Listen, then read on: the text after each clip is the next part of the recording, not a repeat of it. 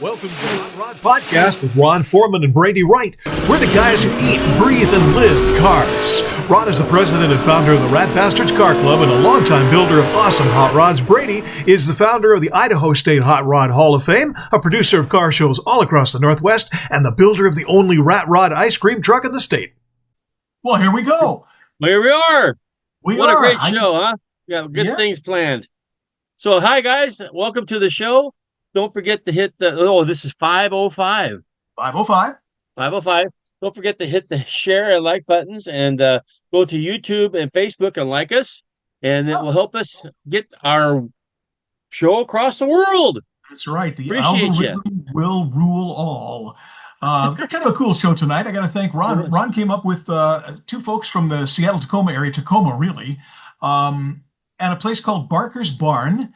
And it is quite the collection of stuff. Very cool. Christine and Amanda Barker, and they are ready to get started. So what do you say we bring them in?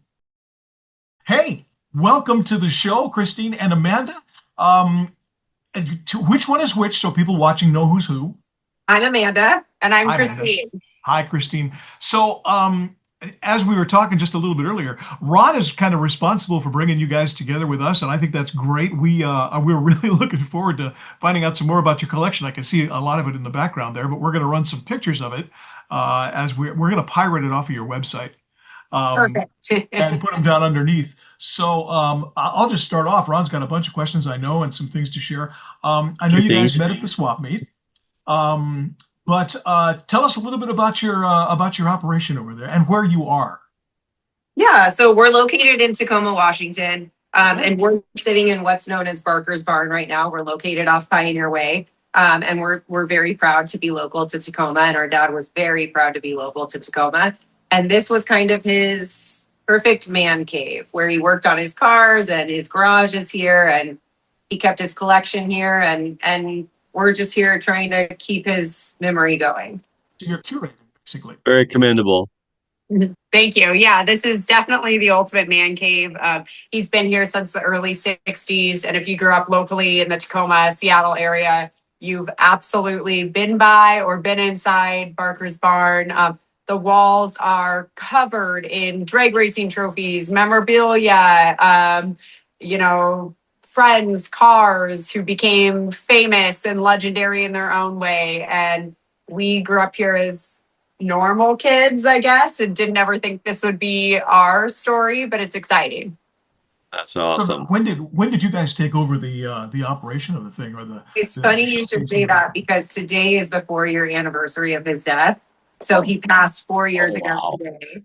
Our condolences. Oh, thank you. So we never really planned to quote take over. We just kind of stepped in. He had two, properties that needed tending, and this was one, and the parts store was the other. And we kind of each just ended up taking over one or the other in different ways that we were strong suited for, and have just kind of gone from there.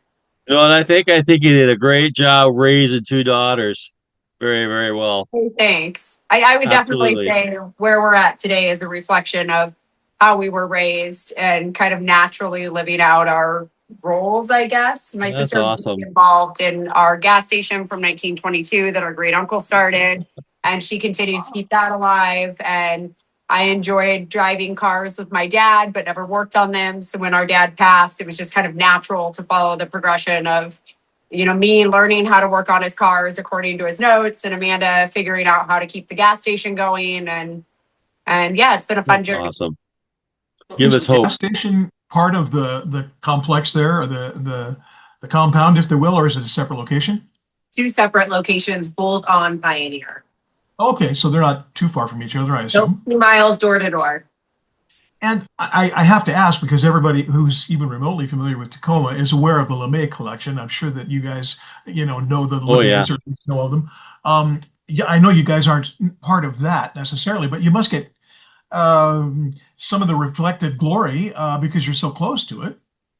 Some funny story though, the LeMays actually got gas from Andy's well into the 70s.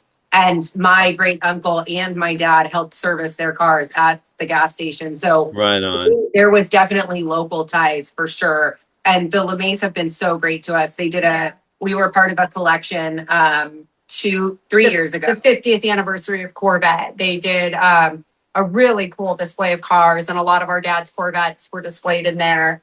And I personally enjoy working on my dad's cars. He left really detailed notes. And my very good friend and mentor is Dale, who handles majority of overseeing any sort of automotive operations or mechanical operations for America's Car Museum.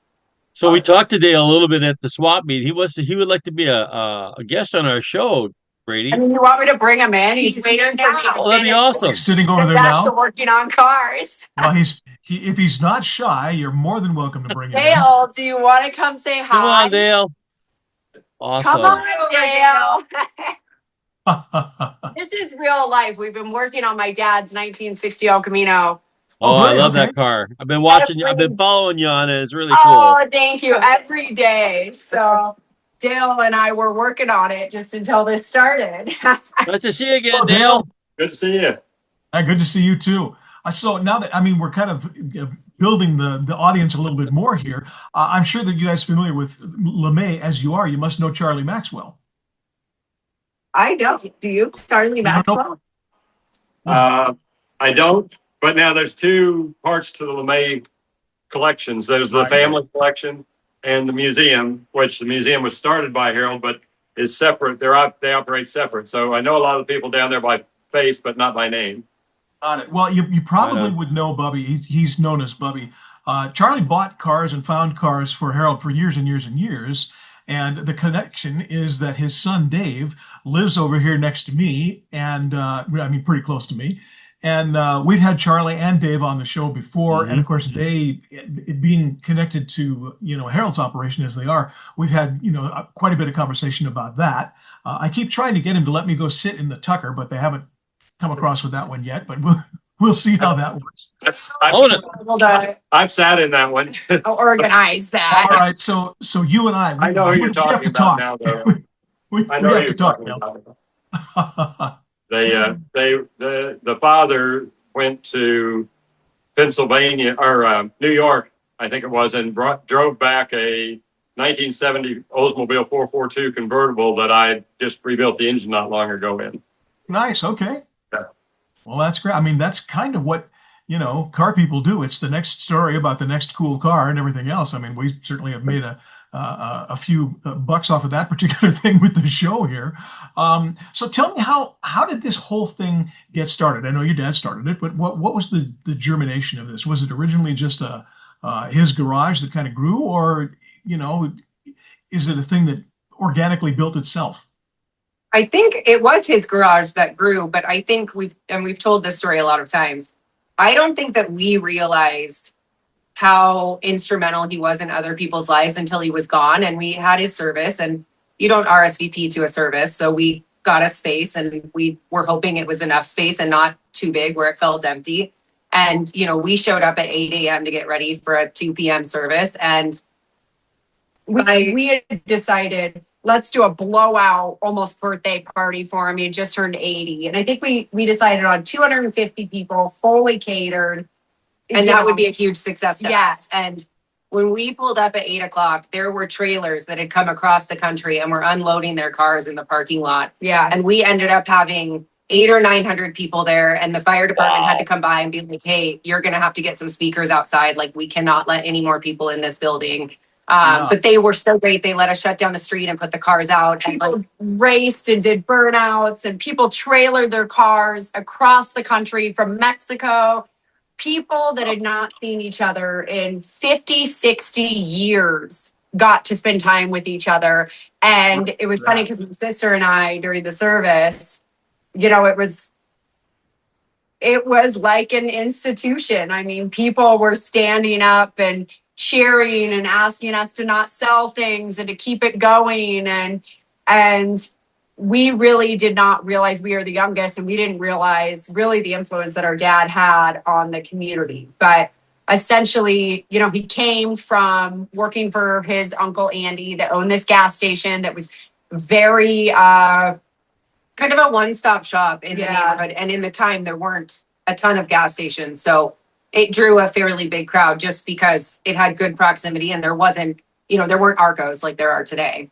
So people loved him from that. And then really the turning point was he pumped everybody's gas. And in 1959, he went out to Walker Chevrolet in Tacoma, Washington, and pre-ordered this 1960 El Camino. And within the first weekend that he had it, he was breaking records at Puyallup Valley Raceways. Wow. And, the people locally they're the best stories. I mean, people are like, we knew when your dad won a world record, he'd light it up on the quarter mile in front of Andy's Auto Parts. And if he lit it up, we knew that he won. And the whole valley would wait up at night up on the hill waiting for Steve Barker to come home from racing. And we'd sneak in the scene through the fence. And That's so awesome. we had no idea. I mean, to us, he was just our dad, and Barker's Barn was just a place where people hung out. Yeah. Great stories. Thank you so terrific. much. Well, I would like to find out a little bit more about how Dale got involved and what he does. We need to take a 5-second break here so that we can play some commercials. We'll come right back. So stand by. We will be back with Christine and Amanda Barker and Dale.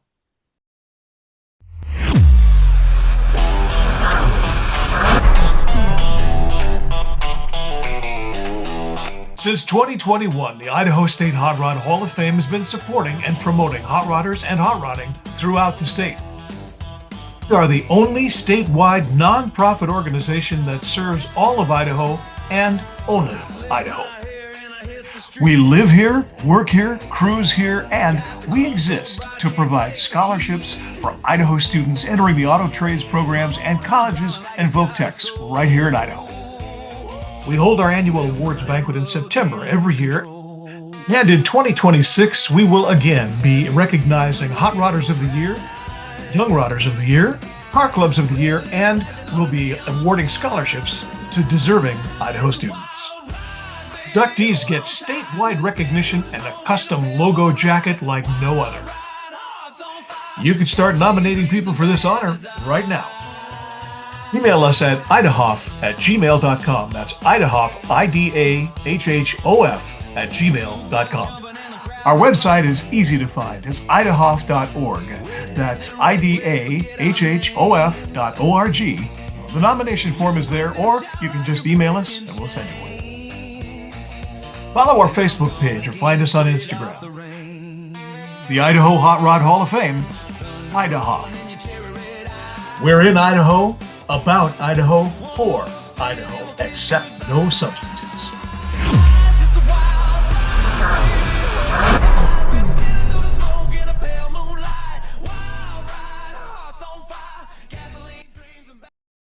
So we are back with Christine and Amanda Barker and Dale, who has been regaling us, who all have been regaling us with stories about Barker's Barn and in Tacoma, Washington. And Dale kind of jumped into this, hogging the spotlight as he is. But you were working on some kind of a car over in the background, Dale, and you've been there for quite a while, I assume.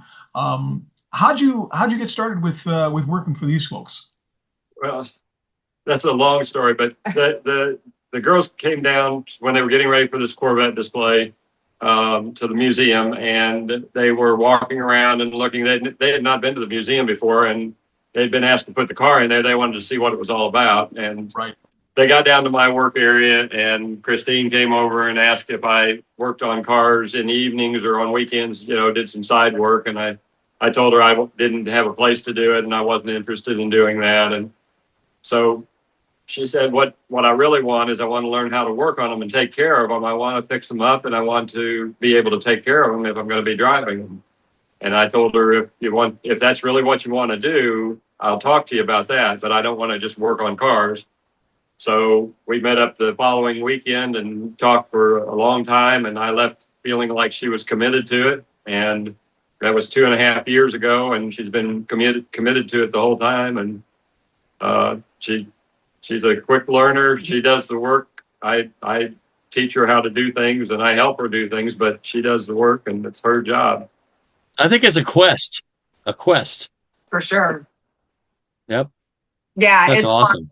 That's the truth. Before I had met Dale, it was kind of a lot of responsibility for Dad's friends. I could drive just about anything, but my dad worked on stuff and then would say, drive the car, and I want to tell you what I did. And, I never worked on anything in my life, but he had very particular notes that he would leave. And my dad's friends would try to help me out wherever they could, anything I was willing to learn, but that's a lot. And when I met Dale, he was anything I'm willing to learn, he will teach me. I mean, we're on our second car now and working on the third engine. Yeah. Got carburetors rebuilt carburetors for all of those. Yes. And our dad collected some really rare things. And it is, most of it, if Dale wasn't here, I think people wouldn't believe it, but it is like divine intervention. We find notes from my dad, or we start doing research on. That's so cool. 409s or Z11 engines, and Dale and I found the exact casting numbers. This El Camino will have awesome. 409 Z11 in it, and it's just been so cool to find the things that my dad has spent his life collecting and literally follow his notes and put them back together. Yep.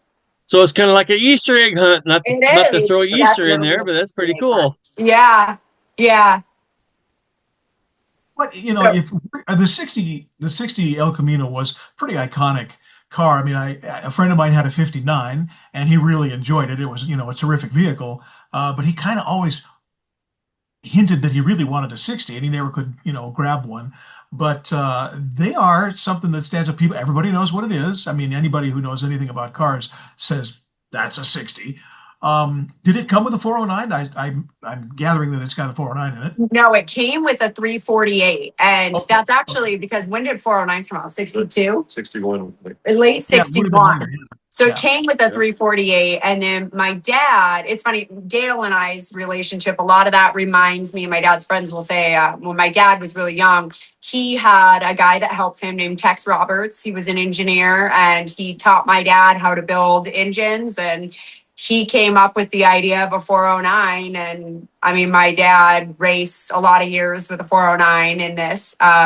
Dale and I have built a 409 with a Z11 top end, and that's what's in it now. I feel like we should relocate in front of the El Camino now. When we're done, we can. You know what? Let's take a break for another spot. You can relocate and we'll come back sitting right in front of it.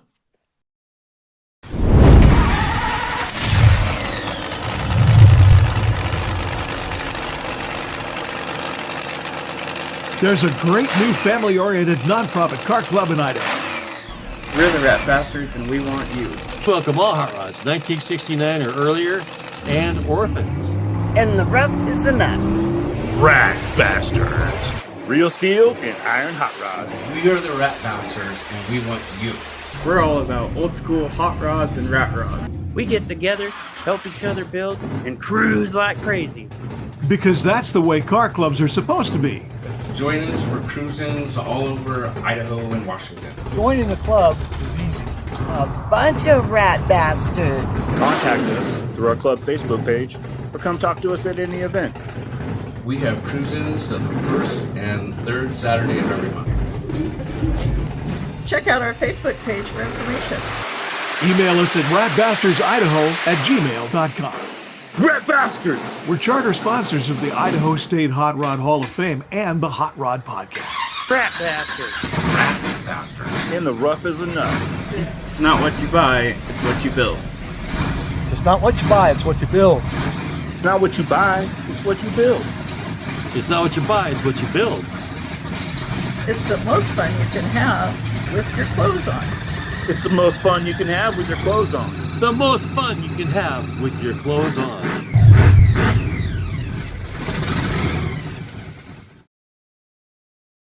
And as if by magic, we have now moved over to in front of the El Camino and some other stuff, and the whole scene has changed, but that's okay. So tell us what's going on here. I see trophies up there on the shelf behind you. Okay, so this is our dad's 1960 El Camino. He pre-ordered it in 1959 out of Walker Chevrolet. Specifically, Dale and my dad's notes were very specific. This is a controversial bright yellow frame. And boy, people on the internet get very up in arms about this. But our dad powder coated this frame 20 years ago. And I just follow his notes with Dale to put it back together. This is a 409 with a numbers matching Z11 top end. We have already ran it on my dad's version of a dyno, which he called the Dummies Dyno. So that's what I call it. And Cool. This thing is a beast, and we can't wait. That's awesome. When's the unveiling, so to speak? Are you is it close? Oh, people keep asking. Someone asked us if we were going to have a parade, which we thought was pretty funny. Yeah. But we don't know. We do a car show every year, so fingers are crossed that we'll have it at the car show. And we have kind of an idea around the show, and like our biggest thing was being able to show this, and so much thanks to my sister who spends hours and hours and Dale working on this, but to be able to bring it to life for his friends who are getting older, and like some of them have passed since he's passed. And so it's really important to us that the things that were important to him, it was his dream to have this car back on the road. And so we are working at the fastest pace possible to try and make that happen for the people in his life who continue to show up every single day and are at every event and support us in every way possible. So is that going to be Hot Baker Nights? Is that going to be the unveiling at your show? Hot Barker Nights, yes. It's August 8th at the Puyallup Fairgrounds, and we're super honored that the fairgrounds would have space for us or want to work with us. That's awesome. We'll get that on the page, right, Brady? Yes, thank you. We had an incredible absolutely last year, and this is our 4th year doing it, and it's unbelievable that this many people come to our car show that's just ran by us 2 6ers. But it is a little bit of a distance from you folks, but on behalf of Ron, his car club has a show every year called The Infestation, and it's coming up. I think it's a little bit before the show that you're talking about, but I'm sure that Ron would love to invite you to bring the car to his show if it's ready by then. You guys can talk. Cool. So aside from the El Camino, what else is on the fire? What do you got coming up? Oh my gosh. Okay, so we have a 1966 Corvette that was originally a 450 horsepower car. That is still on the list. We've got a 1957 Corvette. We built the engine. That needs to go back together. We've got a Dodge wheel stand, a 1972 Chevy pickup truck, a Camaro, a 62 bubble top. We had to buy that back. Amanda was begging for it. You guys are workaholics. I guess. And then aside from Barker's Barn, we have a gas station from 1922 that's 2 miles up the street. And that brings a lot of its own work. Yes. Sure it does. That's awesome. Can people obviously they can find the gas station because it's a gas station. Can people come and look at your stuff? I mean, I don't want to say tours, but are they able to come in and see some of these things? Andy's is open by appointment, and like I said, we're so lucky to have so many people that are on the team, part of the family that help us. So Andy's is open almost every day, and I'm there on the weekends. But we have tons of new old stock, just shelves and shelves and shelves of old stock. So, when you think of old parts, think of Andy's Classic Auto Parts, and reach out and we can tell you if we have it, and if we don't, we can find someone who does. We've got lots of friends. But we're running the contact information. We're gonna run that on the absolutely. Yeah, that would be great. So that's very cool. So just so that if there's people watching from some other place, besides the Northwest. So you're in Tacoma, Washington, which is the south end of Puget Sound. It's more or less it's not quite on the coast, but it's pretty close to the coast, south of Seattle. What's the? I mean, you're going to come in on 90 or 5, depending on which direction you're coming from. But those are the ones that are going to get you. What exit would they take off of the freeway to get to where you guys are? Right by Emerald Creek Casino. Okay, all right. Yeah. And we're right down on Pioneer. She disappeared. There she is. Yeah, all of a sudden you were gone. Sorry, I scooted in closer. We couldn't quite hear you.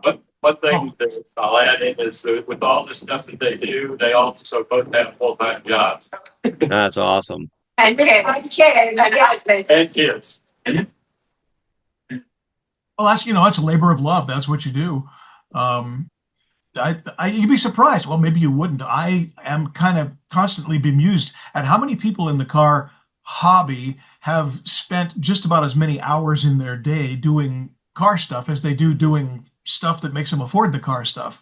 Yeah. It's a Oh, it's a yeah. pretty interesting. I think Yeah. there is a misconception out there that we combat a lot online, but like we are not we did not inherit wealth. We are not from some multi-generational wealthy family. Our dad had major financial ups and downs, but he did not. I mean, he left us these things, or he left my mom these things, and that's amazing. But like, we put our own money into everything that we do, or we try to find ways to take the profits from Andes to put into these cars. So like, we are not self-made multimillionaires yet. And it turns out these cars are really expensive.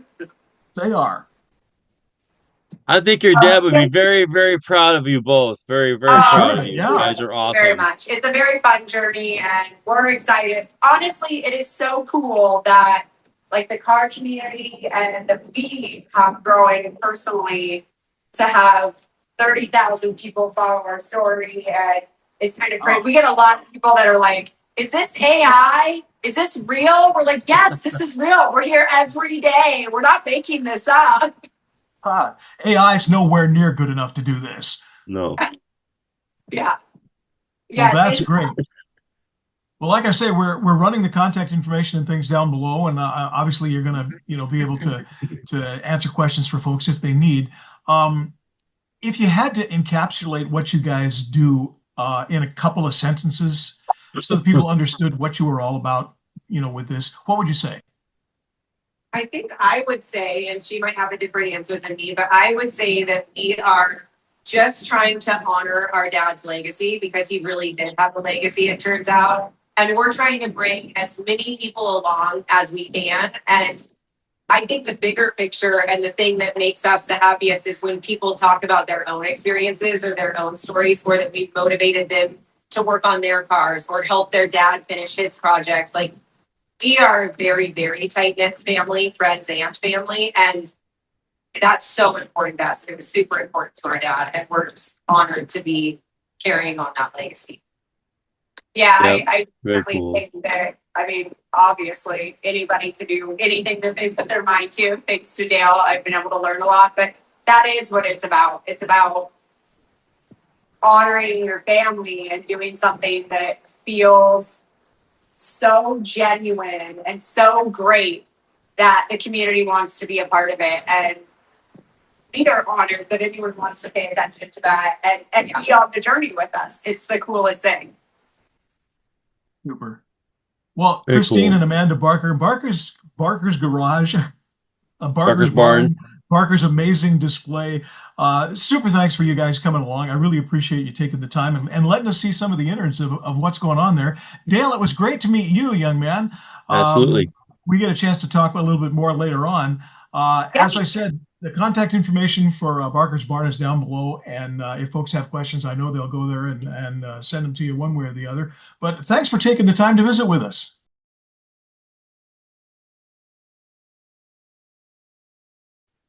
Wow, what a That nice was pair awesome. of folks they were, sisters. And Dale, it was great to meet Dale. Geez, Yeah. that was tremendous. He was at the How swap meet nice. when I saw them there. Yeah. At the Pure swap meet. Yeah, it was really cool. That's Okay. where I met him and offered to have him on our show. Maybe we can do that later on. That'd be awesome. You're good. What a nice 60 This was a El great Camino show. that was. Wow, what a beautiful car. Goodness. All of that stuff ran during the show, so we'll make sure that people get a chance to see where they're at. Absolutely. They're welcome to have you come by. You can call. Really terrific people. So thanks for bringing them in. Well, I want to thank everyone for tuning in and checking out our show. We really appreciate you, and we'd love to have some feedback. So drop us a line and let us know what you like and what you don't like, and we'll try and get that for you. Hit us in the comments. We're fine. We do pay attention. And by the way, some of the folks, we're getting more and more followers on the YouTube channel, so thank you for that. Awesome. And we will have another one of these next week. So join us on the next one.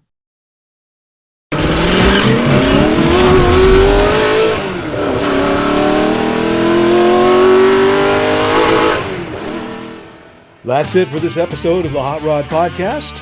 Be sure to like and subscribe to our show, and we appreciate it if you smash those notification buttons too, so you'll know when a new one drops.